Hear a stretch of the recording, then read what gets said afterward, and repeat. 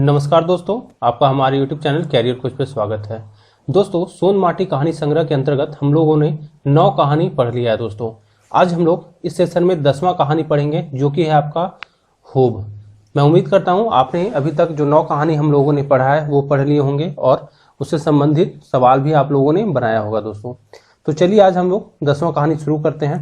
देखिए, 10वां कहानी का जो नाम है दोस्तों वो क्या है, तो ये है आपका हूब। अब सबसे पहले सवाल तो इसी से बन जाएगा कि हूब का अर्थ क्या होता है, यानी हूब ये जो आपका शीर्षक है कहानी का, इसका अर्थ क्या होता है। तो इसका अर्थ होता है दोस्तों कर्मठ, सामर्थ्य या उत्साह।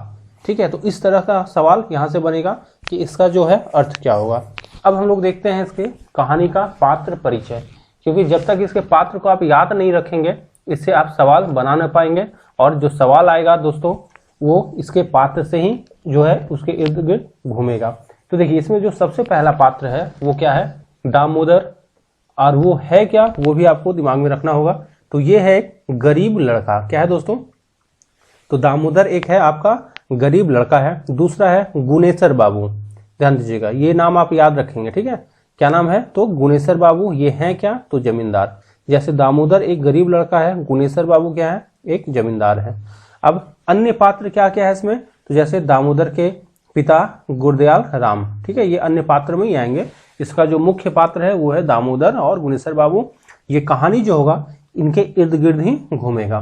कहानी का नाम क्या है, हूब। इसका हम लोगों ने अभी जो शीर्षक का जो अर्थ है वो भी हम लोगों ने देख लिया। अब हम लोग देखेंगे इसका कहानी का सार संक्षेप। और कहानी का सार संक्षेप जो है इसको आप 2-4 बार और पढ़ने का प्रयास कीजिएगा दोस्तों, और इसको आप याद भी करने का ही प्रयास कीजिएगा, क्योंकि जब तक याद नहीं होगा आप वहां पे क्वेश्चन कर नहीं पाएंगे। ठीक है, तो चलिए शुरू करते हैं। देखिए, दामोदर 7 भाइयों में से सबसे छोटा था। अब सबसे पहला तो सवाल यहीं से बन गया आपका, पूछेगा कि दामोदर के कुल कितने भाई थे, तो 7 भाई थे। उसमें दामोदर कौन सा था, तो सबसे ये छोटा था। ठीक है, तो एक सवाल तो आपका यहीं से बन गया। आगे कह रहा है पूस का महीना, सुबह का समय, ठंडी हवा बह रही थी। अब समय भी पूछा जाएगा कि जब कहानी चल रहा था उस समय क्या था। तो दोस्तों समय क्या था आपका, तो वो था आपका पूस का महीना। और हम लोग जानते हैं कि पूस के महीने में जो है काफी ठंडी होती है। तो कह रहा है कि पूस का महीना था, सुबह का समय, ठंडी हवा बह रही थी।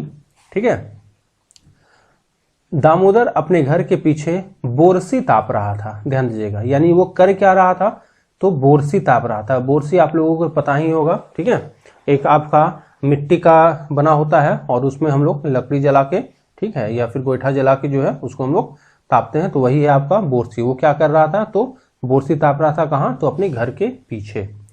उसी समय गुनेसर बाबू दामोदर को बुलाने के लिए बुलावा भेजते हैं। अब गुनेसर बाबू के कौन है, तो गुनेसर बाबू कौन थे, तो ये थे जमींदार। इन्होंने क्या किया था, तो इन्होंने जो है एक दामोदर को बुलाने के लिए बुलावा भेजते, मतलब किसी को भेजते हैं कि जाओ दामोदर को बुला के लेते आओ। घंटों बीत गए लेकिन दामोदर नहीं आया, यानी दामोदर को जिसको बुलाने भेजे थे तो वो तो बुला के आ गया। उसके बाद जो है काफी देर हो गया, मतलब क्या घंटा बीत गया, लेकिन दामोदर जो है नहीं आया। अब तो गुनेसर बाबू का एड़ी का लहर कपार पे चढ़ गया। ध्यान दीजिएगा, ये सब जो है आपका कहानी में यूज किया गया है। तो क्या बोल रहा है कि एड़ी का जो लहर है कपार पे चढ़ गया, यानी इसका अर्थ क्या होता है, तो इसका अर्थ होता है काफी गुस्सा हो जाना। क्योंकि गुनेसर बाबू जो है दामोदर को बुलाए थे और वो आया नहीं। ठीक है, तो इसी कारण वो जो है काफी गुस्सा हो गया। उसी को कह रहा है कि उनका एड़ी का लहर जो है कपार पे चढ़ गया। वह पलंग पर बैठते हुए बड़बड़ाने लगते हैं। वो कहाँ बैठे हुए हैं, तो वो पलंग पर बैठे हुए हैं। क्या बड़बड़ाने लगे, बड़बड़ाने का मतलब अपने आप बोलना। क्या बोल रहे हैं, घर में 2 सेर अनाज है कि नहीं उस पर भी फुटानी झाड़ रहा है। मतलब दामोदर के घर में जो है 2 सेर अनाज, 2 सेर अनाज, 2 सेर का मतलब होता है दोस्तों क्या, तो ये एक जो है अनाज नापने का एक होता है, ठीक है, बर्तन होता है। वही कह रहा है कि इतना भी उसके घर में अनाज नहीं होगा, लेकिन वो फुटानी झाड़ रहा है। फुटानी का मतलब क्या हुआ, तो फुटानी का अर्थ इस सेंस में हम लोग कह सकते हैं कि कोई किसी का बात नहीं मान रहा है, भले उसके पास कोई चीज हो चाहे ना हो, ठीक है, वो दूसरे का बात नहीं मानेगा। तो ये कह रहा है कि एक तो उसके यहाँ अनाज है नहीं, ठीक है, फिर भी वो फुटानी झाड़ रहा है। अगर हम कुछ नहीं देंगे तो खाएगा कैसे। आगे कहता है कि बड़का पढ़नियार हो गया है। इसका अर्थ क्या हुआ कि दामोदर जो है वो पढ़ाई करता है। तो वही कह रहे हैं गुनेसर बाबू कि घर में खाने का है नहीं, ऊपर से फुटानी झाड़ रहा है, अब बड़का पढ़नियार हो गया है। बड़बड़ाते हुए दामोदर के घर की ओर चल दिए। ये सब बोलते हुए वो कहाँ चल दिए? तो दामोदर के घर की ओर चल दिए। वहां पहुंचे तो देखें, ध्यान दीजिएगा कि जब वो किनके यहाँ, जब दामोदर के यहाँ वो पहुंचे, कौन? तो गुनेश्वर बाबू। तो क्या देखते हैं कि दामोदर कॉलेज जाने के लिए तैयार हो रहा है। ठीक है, कहाँ जाने के लिए? तो कॉलेज, क्योंकि दामोदर क्या करता है? वो पढ़ाई करता है। और इसी पे गुनेश्वर बाबू को गुस्सा आ रहा था कि घर में खाने के लिए अनाज नहीं, मेरा काम धाम करता है नहीं, बड़का कॉलेज जा रहा है। ठीक है, तो इसी को देखते हुए उनको और गुस्सा हो गया। उन्होंने क्या देखा कि वो कॉलेज जाने के लिए तैयार हो रहा है। फिर भी वह बोले, क्या बोले? कि बारी जोतना है। अब ये बारी क्या होता है? तो घर के जो मतलब बगल में जो जहां हम लोग सब्जी वगैरह लगाते हैं उसको बारी कहा जाता है। तो गुनेश्वर बाबू उसको क्या बोले कि बारी जोतना है, तुम चल के खेत में हल चला दो। लेकिन दामोदर ने कहा कि हमको कॉलेज जाने के लिए लेट हो रहा है। ठीक है, इतना सुनते ही गुनेश्वर बाबू एकदम आग बबूला हो गए। ठीक है, और कहें कि तुम्हारा बाप मेरे यहाँ मजदूरी करते हुए जिंदगी बिता दिया, इस जमीन में मेरे पूर्वजों ने तुम्हारे बाप को बसाया। यदि तुम काम धंधा नहीं करना चाहते तो मेरी जमीन को छोड़ दो और जहां जाना है चले जाओ। ठीक है, ध्यान दीजिएगा इसमें क्या क्या हुआ यहाँ पे। तो चूंकि गुनेश्वर बाबू सबसे पहले तो उसके यहाँ गए, उसको क्या बोले कि भाई चलो तुमको हमको बारी जोतना है। वो क्या बोला कि देखिए अभी हम तो कॉलेज जा रहे हैं, हमको लेट हो रहा है। और ये सुनते हुए वो जो है कौन? गुनेश्वर बाबू का एकदम मतलब गुस्सा 7वें आसमान पर पहुंच गया। उन्होंने जो है वो दामोदर को बहुत सारे अपशब्द भी बोला और बोला, क्या बोला कि तुम्हारा जो बाप है, यानी ध्यान दीजिएगा किसके बाप? तो दामोदर के बाप। वो क्या है? किनके यहाँ मजदूरी करता था? तो गुनेश्वर बाबू यहाँ ही मजदूरी करता था। ठीक है, और वही बोले कि तुम्हारा बाप जो है वो मेरे यहाँ मजदूरी करता था। ठीक है, और तुम्हारे पूर्वजों को जो है मतलब तुम्हारे बाप को हमारे पूर्वजों ने जो है वो क्या किया है? जमीन दिया है। यदि तुम मेरे यहाँ काम नहीं करोगे, ठीक है, तो तुम मेरा जमीन छोड़ दो और तुम यहाँ से चले जाओ। ठीक है, तो ये कौन बोला? तो ये बोले हैं आपके गुनेश्वर बाबू जो है वो बोले किसको? तो दामोदर को। क्या बोले? यदि तुम काम धंधा नहीं करना चाहते हो तो मेरी जमीन छोड़ दो और जहां जाना है चले जाओ, किंतु याद रखना पढ़ाई कोई हंसी का मजाक नहीं है। मतलब उसको जो एक तो छोड़ने के लिए भी बोल रहे हैं और उसको डरा भी रहे हैं, क्या कि पढ़ाई कोई हंसी का मजाक नहीं है, चीज नहीं है, हंसी मजाक का चीज नहीं है। पढ़ने में तो दिमाग पागल हो जाता है। क्या बोल रहे हैं कि पढ़ने में तो दिमाग पागल हो जाता है। इतना कहकर गुनेश्वर बाबू घर वापस आ गए। मतलब इसको जो है दामोदर को डांट टपट के जो है ना, जो मन में था वो सब बोल बाल के जो है वो अपना घर लौट जाते हैं। दामोदर को उनकी बातों से बहुत आघात पहुंचा और वह कसम खाकर घर से निकला कि वापस गांव नहीं जाऊंगा। अब चूंकि वो जो था वो स्वाभिमानी लड़का था, ठीक है, वो पढ़ने में भी बढ़िया था, तो जब वो गुनेश्वर बाबू उसको इतना बोले तो अपना घर ही छोड़ देता है। ठीक है, और क्या कसम खाता है कि मैं अब घर वापस नहीं आऊंगा। ठीक है, दामोदर के पिता गुरदयाल राम, चूंकि हम लोग जो आपका पात्र था, ठीक, उसमें हम लोग देखे थे अन्य पात्र में कि गुरदयाल राम जो थे वो कौन थे? तो दामोदर के पिता थे। अब इनके बारे में यहाँ बात किया जा रहा है कि दामोदर के जो पिता थे कौन? गुरदयाल राम, वो गांव के जमींदार के यहाँ जीवन भर मजदूरी करते हुए अपनी पूरी जिंदगी बिताती हैं। अब गांव के जमींदार कौन थे? तो ये जो गुनेश्वर बाबू जो थे वही लोग जमींदार थे, उनके पूर्वज थे। ठीक है, तो गुरदयाल राम उन्हीं के यहाँ काम करते हुए अपना पूरा जीवन जो है वो बिता दिया। पिता की मृत्यु के बाद भाई काम करने के लिए दूर दराज के शहरों में चले गए। यानी चूंकि इसके कितने भाई थे? तो कुल ये लोग 7 भाई था। तो जितने बड़े भाई लोग थे वो लोग तो शहर चले गए, दूसरे जगह चले गए अपना काम धंधा, अपना जीवन यापन करने के लिए। घर में कौन रह गया?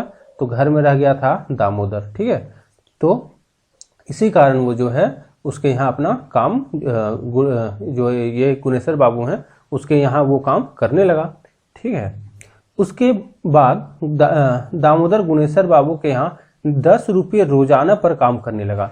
यानी ये भी आपको याद रखना होगा कि उसको जो है कितना पेमेंट, कितना तनख्वाह मिलता था। तो कितना मिलता था?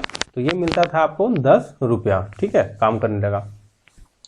किसी तरह माँ के साथ जीवन व्यतीत करने लगा। यानी एक सवाल ये भी पूछेगा कि उसके परिवार में उसके साथ कौन कौन रहते थे? तो कौन कौन रहते थे? तो एक तो दामोदर रहता था और उसकी माँ, और उसको गुनेश्वर बाबू के यहाँ काम करने पे कितना मिलता था? तो रोज जो है उसके 10 रुपया मिलता था।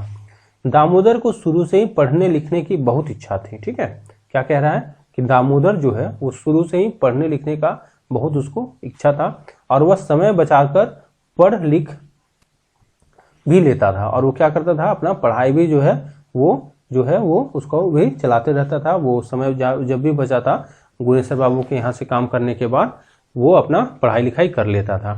किसी तरह वह मैट्रिक पास भी कर लिया। अब क्या किया, वो पढ़ते पढ़ते मैट्रिक पास भी कर लिया और कॉलेज में एडमिशन भी करा लिया। ठीक है, यानी वो खुद से जो है मेहनत मजदूरी करके उसके बाद अपना पढ़ाई भी जारी रखा, मैट्रिक भी पास कर लिया और कॉलेज में एडमिशन भी करवा लिया। दामोदर जब शहर पहुंचा तो काम ढूंढने लगा। अब चूंकि वो क्या किए थे, आपके गुनेश्वर बाबू जो है इसको बहुत ज़्यादा जो है अपशब्द बोले थे, तो इस कारण वो कहाँ अपना गांव छोड़ के वो कहाँ चला गया, शहर पहुंच गया। अब शहर पहुंचा तो भाई उसको तो काम चाहिए था, वो अपना जीवन यापन करता कैसे, तो इसी कारण वह काम ढूंढने लगा। लेकिन उसे कहीं भी काम नहीं मिला। ठीक है, मतलब काम वो खोज रहा था, उसको कहीं कोई काम नहीं मिला। तो वह रिक्शा चलाना शुरू कर दिया। अब यहाँ पे भी सवाल करेगा कि वो जब शहर गया तो उसको वहाँ पे वो क्या काम शुरू किया, तो क्या किया, वो रिक्शा चलाना शुरू कर दिया और साथ में 2-2 ट्यूशन भी पढ़ाता था। मतलब रिक्शा भी चलाता था वो लड़का, कौन, दामोदर, और साथ में ट्यूशन भी पढ़ाता था। इसी तरह उसने BA ऑनर्स प्रथम श्रेणी से पास किया। अब ध्यान दीजिएगा, वो चूंकि कॉलेज में भी अपना नाम लिखवा लिया था, अब वहाँ पे वो अपना पढ़ाई भी कर रहा था, तो वो जो BA है वो BA किस श्रेणी में पास किया, तो प्रथम श्रेणी में वो BA पास किया। उसके बाद पुलिस इंस्पेक्टर की भर्ती का फॉर्म भरा। किस चीज का, तो पुलिस इंस्पेक्टर के भर्ती आया और उसका उसने फॉर्म भरा, उसमें सिलेक्ट भी हो गया। क्या हो गया, तो पुलिस इंस्पेक्टर जो है वो सिलेक्ट हो गया। यह खबर जब वो अपनी माँ को सुनाता है, चूंकि उसके साथ कौन रहता था गांव में, तो उसकी सिर्फ माँ रहती थी, बाद बाकी सभी भाई जो है वो बाहर रहते थे। तो कह रहा है यह खबर जब अपनी माँ को सुनाता है तो माँ बहुत खुश होती है। क्या होती है, बहुत खुश होती है। लेकिन उसके कुछ देर बाद ही दामोदर की माँ चल बसी, यानी उसकी माँ का जो है वो क्या हो जाता है, थोड़ी देर के बाद ही देहांत हो जाता है।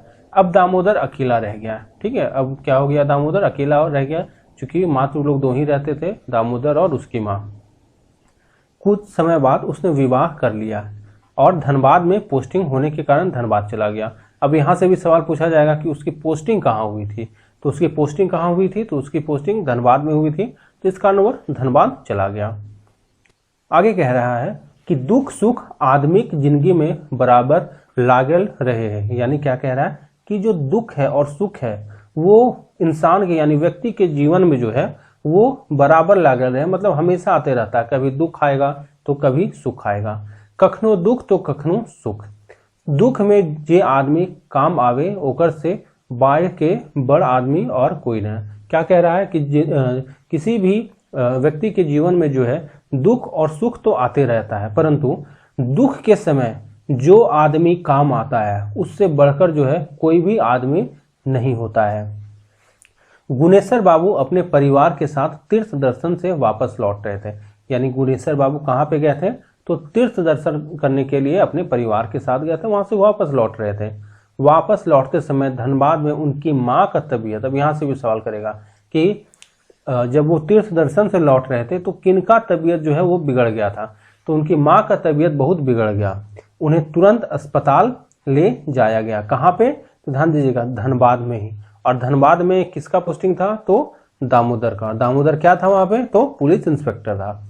अब क्या हुआ कि गुनेश्वर बाबू को जो है अपनी माँ को तुरंत कहाँ भर्ती कराना पड़ा, अस्पताल में कराना पड़ा। तो कह रहा है कि उन्हें तुरंत अस्पताल ले जाया गया। तो डॉक्टर ने उनकी माँ का पेट का ऑपरेशन करने के लिए कहा। यहाँ भी सवाल बनेगा, क्या चीज बोला डॉक्टर, तो डॉक्टर बोला कि इनका जो है किनका, तो गुनेश्वर बाबू की माँ का पेट का ऑपरेशन करना पड़ेगा। 4 दिन में 4000 रुपया खर्च हो गया। यानी 4 दिन में ही कितना खर्च हो गया, 4000 रुपया खर्च हो गया। और ऑपरेशन में 5000 और खर्च होंगे। अब क्या बोला कि 4 दिन में तो 4000 रुपया खर्च ही हो गया, लेकिन अभी भी ऑपरेशन हुआ नहीं था। और ऑपरेशन में कितना खर्च बताया था, तो बोला था कि ऑपरेशन में आपका 5000 रुपया जो होगा वो खर्च होगा। अब तो गुनेश्वर बाबू, ये भुवनेश्वर नहीं है, यहाँ पे ये गए है दोस्तों, ठीक है, क्या है, तो गुनेश्वर बाबू को चिंता होने लगी कि पैसे का इंतजाम अब कहाँ से होगा, क्योंकि वो तो तीर्थ के लिए गए थे, तो उनके पास कितने पैसे होंगे, तो पैसे के तो उनके पास कमी हो गया था। तो वो अब सोचने लगे कि भाई पैसे का इंतजाम हम कहाँ से करें। ठीक है, इसी बीच अस्पताल में दामोदर आता है और वह गुणेश्वर बाबू को देखकर उनके पास जाता है। इसी बीच क्या होता है कि जो है ये आपका दामोदर जो है वो अस्पताल जाता है और उनका जो भेंट है वो किससे हो जाता है, तो गुणेश्वर बाबू से हो जाता है। वह गुणेश्वर बाबू को देखकर उनके पास जाता है और हाल समाचार लेता है। ठीक है, एक तो पहले तो हम लोग देखें कि जो है गुणेश्वर बाबू उसको बहुत डांटते उठते हैं शुरू में, लेकिन फिर भी वो जो है आपका दामोदर वो गुणेश्वर बाबू के पास जाता है, उनका हाल समाचार लेता है। उसे पता चलता है कि ऑपरेशन में और पैसा लगेगा, तो वह पैसों का इंतजाम करवाता है। यानी जब दामोदर को पता चलता है कि उनकी माँ का जो है पेट का ऑपरेशन होना है और गुणेश्वर बाबू के पास पैसा नहीं है, तो वो क्या करता है, पैसे का इंतजाम करवाता है। साथ ही जब तक गुणेश्वर बाबू की माँ अस्पताल में रहती है तब तक पूरे परिवार के खाने और रहने का व्यवस्था दामोदर अपने घर करवाता है। क्या कह रहा है कि एक तो पहला तो वो सारे पैसे का इंतजाम करवा देता है, उसके बाद जब तक ऑपरेशन चलता है, जब तक अस्पताल में गुणेश्वर बाबू की माँ रहती है तब तक जो है गुणेश्वर बाबू का पूरा परिवार जो है उनके खाने पीने का व्यवस्था कहाँ करता है, दामोदर अपने घर में करवाता है। ठीक है, उनकी माँ जब पूरी तरह ठीक हो जाती है तो वह अपने गांव लौटते हैं।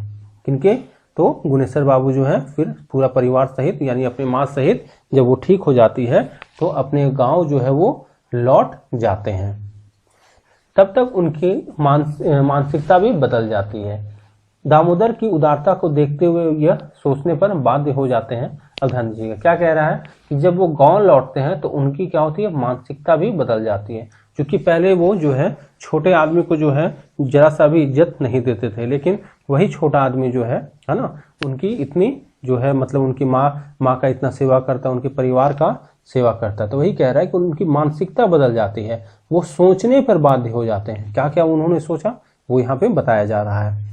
जेकरा छोट जात कही, चूंकि ये जो आपका दामोदर था वो छोटी जाति से था।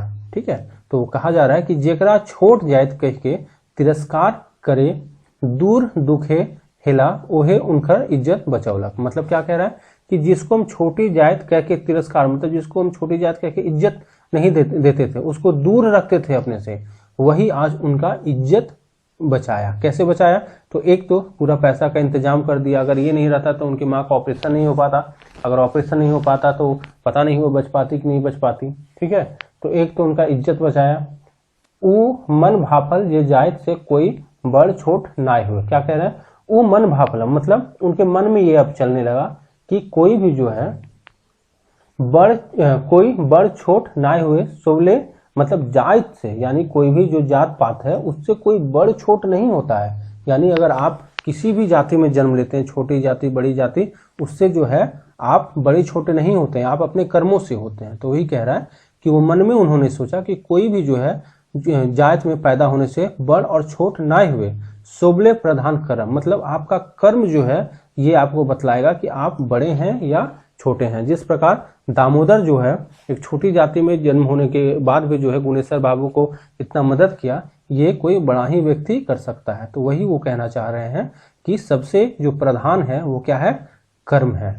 गाँवे जितना पढ़ा लिखल छुआ बाढ़ता, उनके अब दिमाग में क्या चलने लगा कि गाँव में जितना पढ़ा लिखल छुआ मतलब बच्चा, यानी गांव का अगर बच्चा जितना पढ़े लिखेगा उतना ही गांव बढ़ता, यानी गांव उतना ही क्या करेगा, बढ़ेगा, उतने तरक्की करता था, यानी गांव उतना ही तरक्की करता।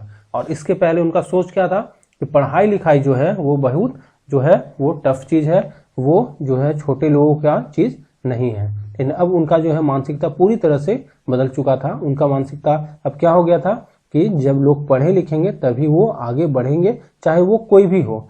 अब क्या है कि कोई भी जो है बड़ा या छोटा अपनी जात से नहीं होता है, वो कर्मों से होता है। इस प्रकार जो है उनका हृदय परिवर्तन हो गया, हम लोग कह सकते हैं। तो अब ये किस प्रकार का कहानी है दोस्तों, तो हम लोग कह सकते हैं ये जो है एक सुखांत कहानी है, यानी इसका जो अंत हुआ वो बहुत अच्छा तरह से इस कहानी का अंत हुआ। तो इस तरह से आज हम लोग जो है वो कुल मिलाकर सोन माटी जो है हम लोग आज 10वां कहानी इसका कर लिए हैं, यानी सोन माटी जो हम लोग आज कंप्लीट कर लिए हैं दोस्तों। अब इससे हम लोग संबंधित सवाल बनाएंगे और इसको जो है आप जितना बार प्रैक्टिस कर सकते हैं कीजिए, क्योंकि आपका रिजल्ट में जो है मेन फैक्टर जो होगा वो आपका खोटाई है। खोटाई डिसाइड करेगा आपके रिजल्ट को। तो चलिए दोस्तों, इसी प्रकार हम लोग मिलते हैं अगले सेशन में। तब तक के लिए धन्यवाद।